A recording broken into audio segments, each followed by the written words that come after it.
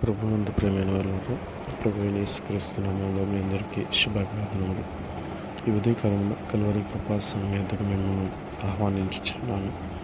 ఆదికాండం 49వ అధ్యాయము 26వ వచనములో, నీ తండ్రి దీవెనలు నా పూర్వీకుల దీవెనలపైనే చిరకాల పర్వతముల కంటే హెచ్చుగా ప్రబలమగును. అవి యోసేపు తల మీదను తన సహోదరుల నుండి వేరుపరచబడిన వాని నడినెత్తి మీదను ఉండును అని యాకోబు యోసేపును ఆశీర్వదించినట్టుగా మనం చూస్తాం. క్రింది దాగి ఉన్న అగాధ జనముల దీవెనలతోనూ, స్తనముల దీవెనతోనూ, గర్భముల దీవెనతోనూ నిన్ను దీవించు సర్వశక్తిని దీవెన వలన అతని బాహుబలము తిట్టపరచబడిన.